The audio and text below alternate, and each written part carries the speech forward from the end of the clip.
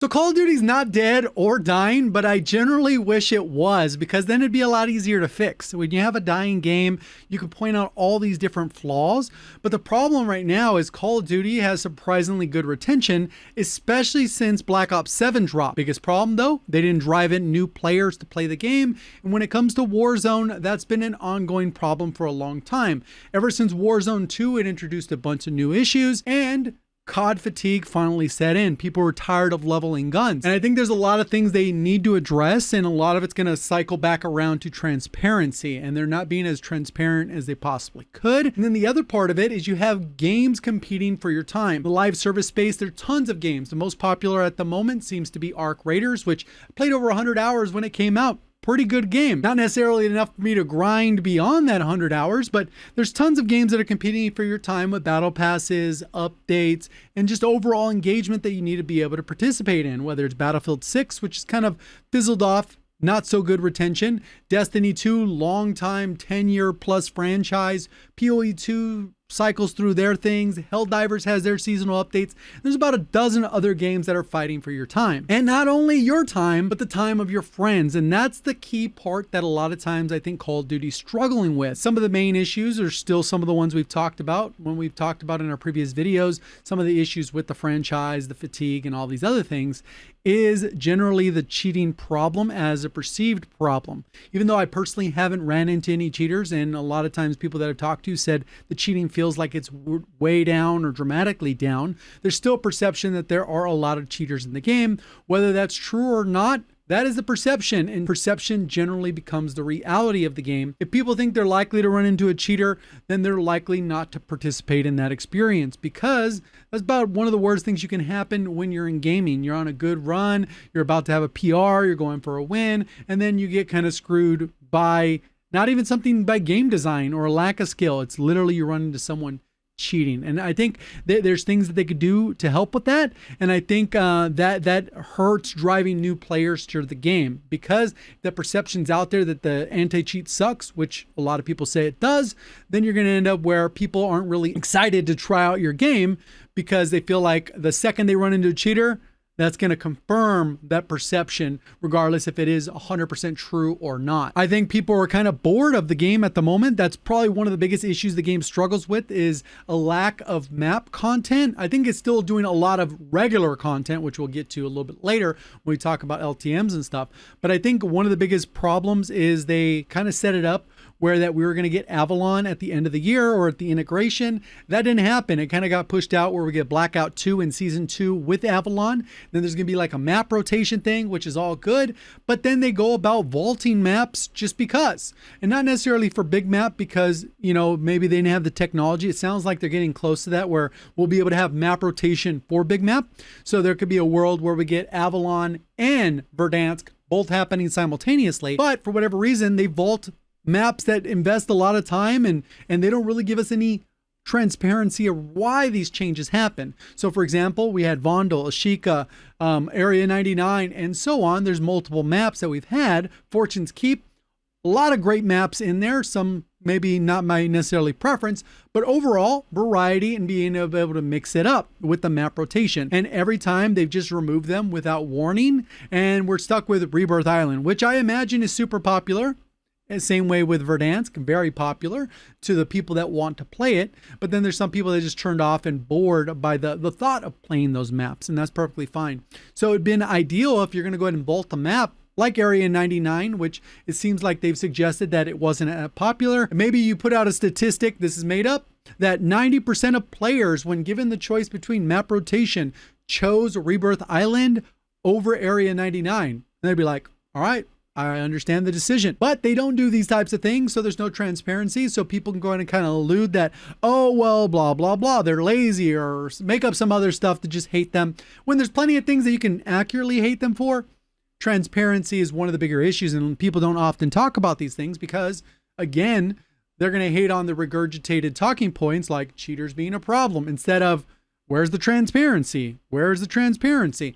And then I think one of the other problems the game gets into is the simplification of the game. I think they've done a few things to try and help this out, because as the game has been out for 6-ish years in terms of Warzone, there are a lot of systems that have been put in place to overcomplicate the game, Whether it was, every gun gets 5 attachments in Warzone versus prior to that, you'd usually use an optic and maybe 1 or 2 attachments, and then you'd be pretty good with the Pick 10 system.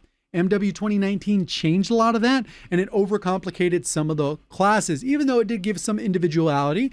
MW2 went and destroyed that with weapon tuning. Way too complicated. And then we've taken those a step further with 10 attachments in Vanguard, and those are a lot of complicated things when just keep it simple, stupid. That's like that acronym, right? KISS, keep it simple, stupid. That's like how you need to design the game in a lot of ways. And I think some ways they have attempted to solve for this in the ways they can, at least in Warzone.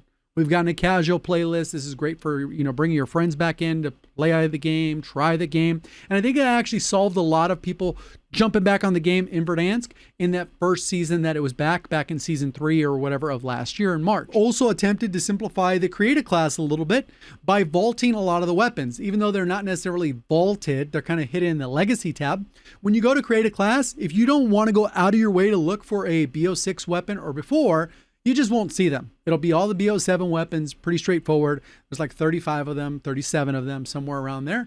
And it's pretty straightforward. You load up the class, you do all that stuff. So for the most part, pretty much if you don't want to see those guns, you won't see those guns. In terms of floor loot, it's all BO7, so that's simplified. But the part where it gets another issue of, friction for new players and your friends coming back to play the game is weapon leveling.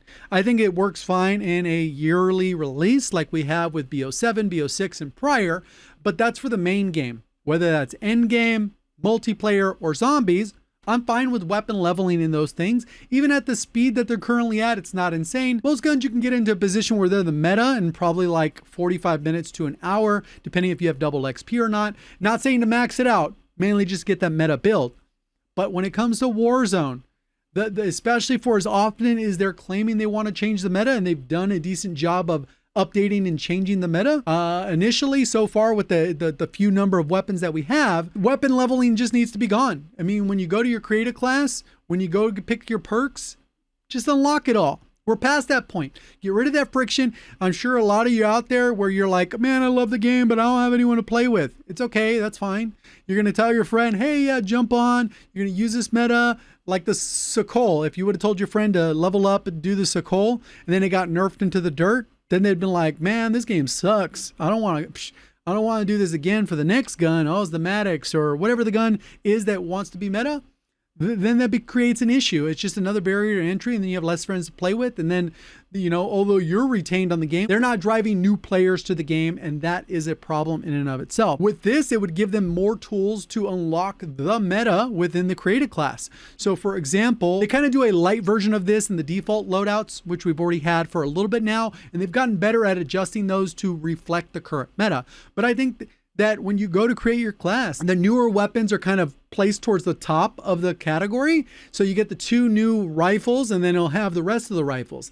I think that's a missed opportunity. They could have put recommended, and it would just be the 3 meta rifles that they think. The Maddox, the AK, or whatever the heck they're going to put there, M15 as the top 3, and then the SMGs, they'll go ahead and put the top 3 and use that spot as a recommended. And these are the meta, and not say meta, but these are the recommended guns that people should be using. Every couple weeks, those ones rotate out, instead of these are the new DLC weapons that you have to unlock or whatever the case is. I'm not a fan of that. I wish it was a little bit more transparent in that other area, so at least people know which weapons they need to go with. And if they didn't have to level them, you can rock whatever you want. I feel like in a battle royale, I think it worked initially, even though I wasn't a big fan of leveling, especially in MW 2019, where it was like a 6 or 7 hour grind to level up a gun.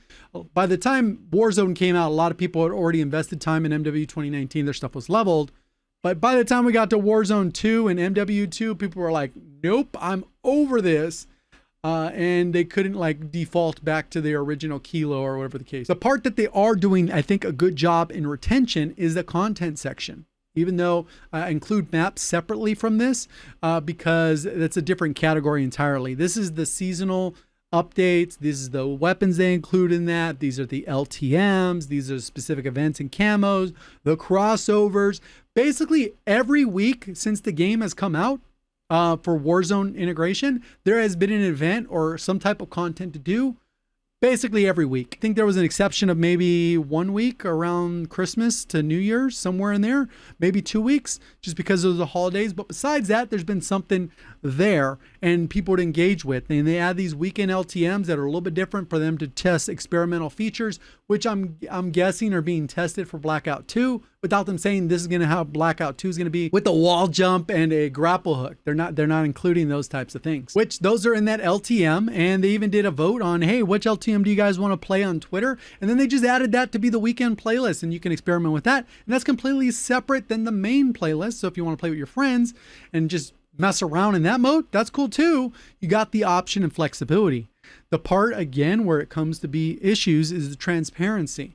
I think they did a really good job of this when it came to zombies. They put out a little bit of a blog in the patch notes information. They basically said 33% of players have played Curse when they're playing zombie. And Curse is one of those modes that's in zombie that's more for an engaged zombie player. So it makes sense that it's not like 100% of people are playing Cursed. But 33%, it's a kind of a good number to help you make decisions. Because if it was only 5%, I'd be like, cool, get rid of Curse, nobody cares. But the fact that it's 33% of players playing the mode kind of indicates that there's at least a decent amount of interest. I think they should do those things for things within Warzone. In the LTM, 10% of players played the LTM. 8% played this, 10% did this, 40% played this. And then give us the information. What is the benefit of hiding that type of information when it supports your decision making? All it does is build that trust factor, which has been eroded over the years, and it ends up being a problem. Although I wish COD was dead or dying so that they can make a drastic course correction, it's not the case. The retention is like 90% since November. They've kept the player base at what it was. Didn't get that big boom or spike that they expected. And it's probably the worst Call of Duty in terms of sales for several different reasons, whether it's the competition, whether it's the Game Pass issue where so many games are, played on there that people aren't actually buying the game, or the game just sucked, or the campaign, or whatever the various issues are. Regardless, the retention is there. And that's usually a good indication that the game is providing a good quality service in the ways that may retain players, which is through content, good gameplay loop, but there's a staleness, a boringness, and a lack of driving new players to the game, which is really the struggle that they're competing with here, along with competing with some of these juggernauts like Arc Raiders, which is incredibly popular. I'm guessing when Marathon comes out, it'll be another dip in the COD player base if they don't go ahead and resolve that. And then I think DMZ2 will copy a lot of that stuff. Let me know what your guys' thoughts are. See you on the next one. Thank you for watching. As always, have a great day.